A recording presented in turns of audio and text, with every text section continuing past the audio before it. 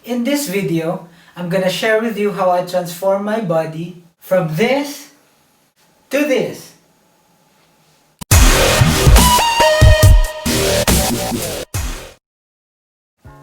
What's up guys?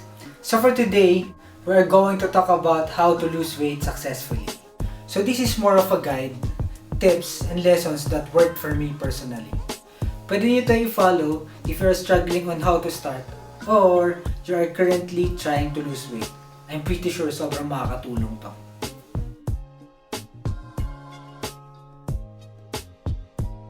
The first question you need to ask yourself, ready ka na ba? Ang daling sabihin na bukas, magda-diet na ako. Ang dali ring sabihin, bukas, mag-exercise na ako. But the real question is, are you willing to commit for this change you're about to do for yourself? I know change is scary, but for you to improve kahit saan mga aspeto sa buhay, you have to get out of your comfort zone to change and grow for the better.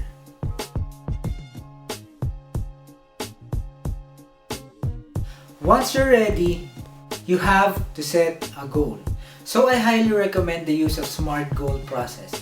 SMART stands for specific, measurable, achievable, relevant, and time-bound. Specific. Hindi mo po pwedeng sabihin na gusto mo lang pumayat or gusto mo lang mag-lose ng weight. It would help if you could have a target weight to lose. For example, you're 200 pounds, you want to get down to 150. Or you want to achieve a certain look. For example, you want to see your abs or you want to get shredded. So those are examples on how you set your specific goals. How do you set a measurable goal? An example would be the rate of fat loss per week. So your goal is to at least lose 1 to 2 pounds per week. Another example would be hitting a certain steps a day. For example, your aim is to at least get 10,000 to 15,000 steps daily. So next is achievable. In this part of goal setting, this is when you make sure that your goals are realistic and attainable. An example would be losing 50 pounds in a span of 8 months to 1 year. I think that's achievable compared to losing the same amount of weight in a span of 1 month or 2 months. Relevant. Your goal must be important to you. Why are you doing this? Are you doing this for yourself? Are you doing this to impress others? You have a certain condition you want to eliminate? Or you simply just want to live healthy and be confident about yourself? Time-bound. Setting a time frame for your goals is good so that you will feel motivated all the time and to make sure you're on the right track. But be careful because these may also lead to pressure, frustrations, and other negative emotions, especially when certain expectations were not met.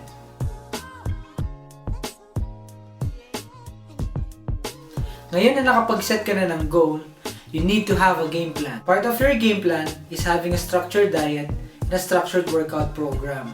So ito yung pinaka-importanteng foundation na kailangan nyong malaman.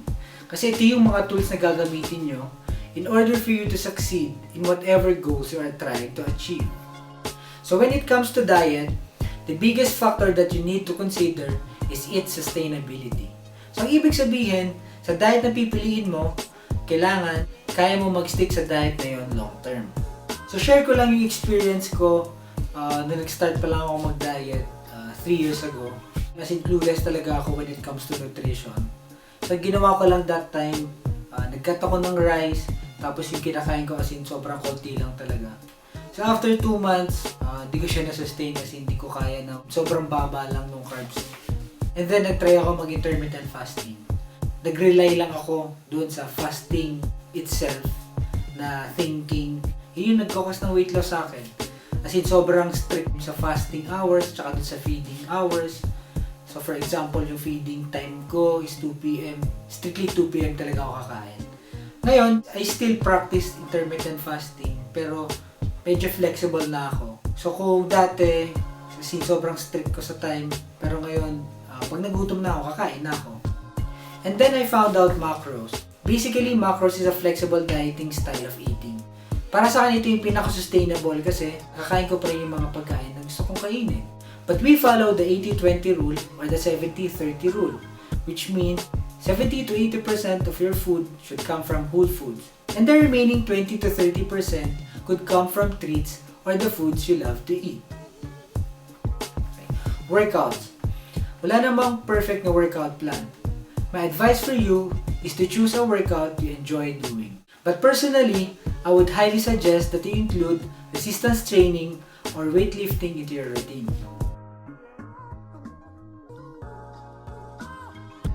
Kanina, nabanggit ko yung about sa macros.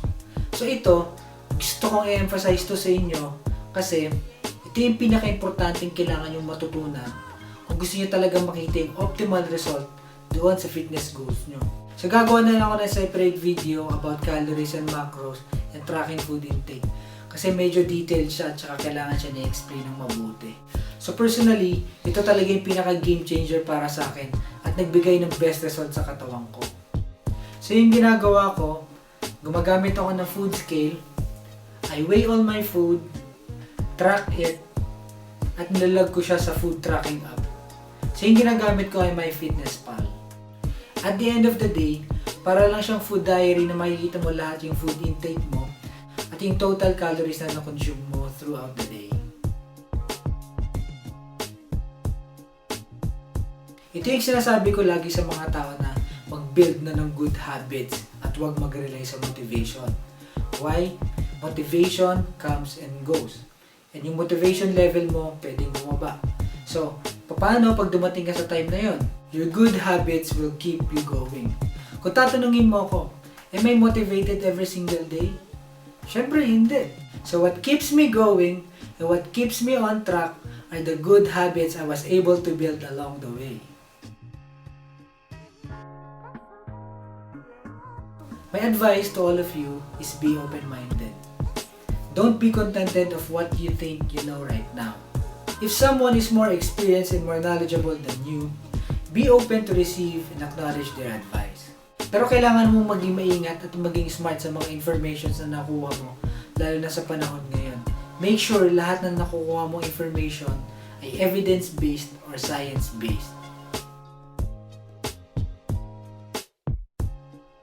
Ito yung minsan na nagiging problema ng mga tao kung bakit nag-give up sila sa kanilang fitness journey.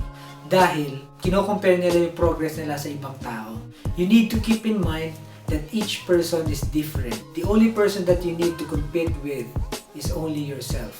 So stop comparing yourself to other people and focus on you.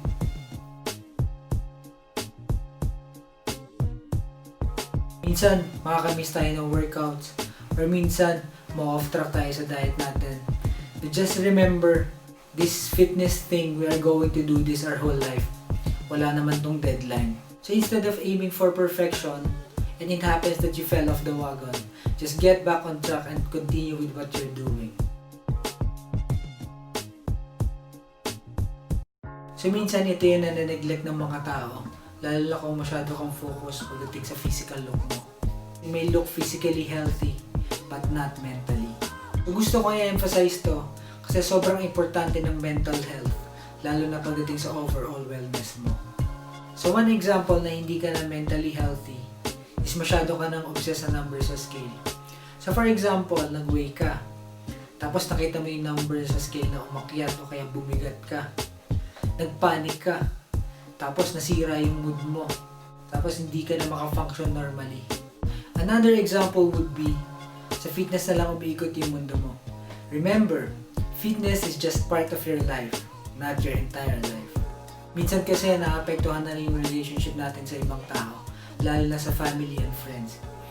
Tsaka nagkakaroon na rin tayo ng bad relationship sa food dahil nga masyado tayong strict, tsaka masyado tayong obsessed sa physical look natin.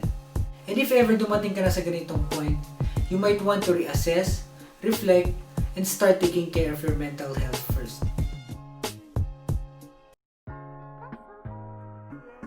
So this is the last tip that I can give to you. Patience.